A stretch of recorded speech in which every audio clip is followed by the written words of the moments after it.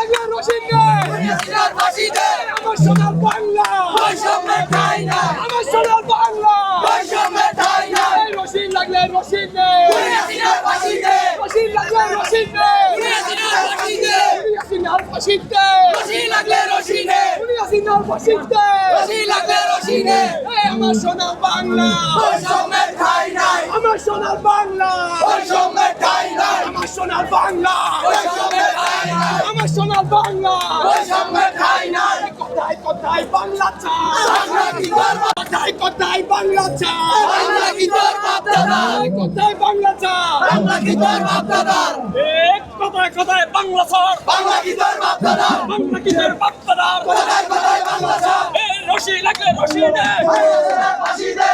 ইয়াসিনার ফাঁসি দে, কোথায় কোথায় বাংলা চাই, বাংলা কি তোর বাপ দাদা, আমি কে তুমি কে, কে বলেছে কে বলেছে, আমি কে তুমি কে, কে বলেছে কোথায় বাংলা চাই। এখনো স্বৈরাচারের ওই সমস্ত দোসররা আমাদের দেশে বিভিন্ন সেক্টরে আছে, যার কারণে দুর্নীতি বদ্ধ করা প্রতিরোধ করা সম্ভব হতেছে না।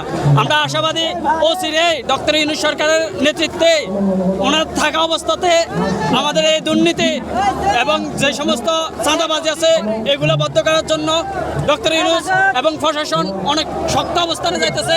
আশা করি ভবিষ্যতে আরো শক্ত অবস্থানে। বিচার আগে নাকি নির্বাচন আগে নাকি নির্বাচন বিচার একসাথে? বিচার আগে, তারপর নির্বাচন। বিচার সংস্কার যদি আমরা বিচারের আগে নির্বাচন চাই তাহলে আমাদের শহীদ ভাইদের সাথে গাদ্দারি হবে, আহত ভাইদের সাথে গাদ্দারি হবে, ভবিষ্যৎ প্রজন্মের সাথে গাদ্দারি হবে। এই দেশকে গত 17 বছর নরকে পরিণত করেছে।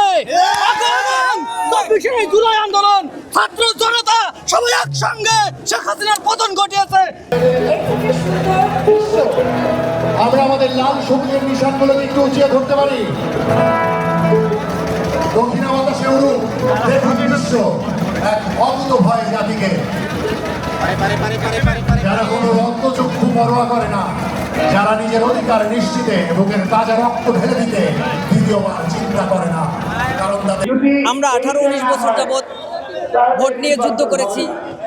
এদেশের মানুষ ভোট চায়, এদেশের মানুষ নির্বাচন চায়, এদেশের মানুষ ভোটাধিকার প্রয়োগের মাধ্যমে বিএনপির মতো একটি সরকার গঠন করতে চায় এবং কিছু কিছু রাজনৈতিক দল তারা নির্বাচনে যেতে ভয় পাচ্ছেন। আমি বলবো যে নির্বাচনেই যদি না হয় তো আমাদের এতদিনের লড়াই, আমাদের যুদ্ধ সব বিফল। সুতরাং আমরা এ সরকারের কাছে আমাদের জোরালো দাবি, আমরা নির্বাচন চাই। নির্বাচনে যে সরকার গঠন করবে দেশের সাধারণ মানুষ সেটা মেনে নেবে।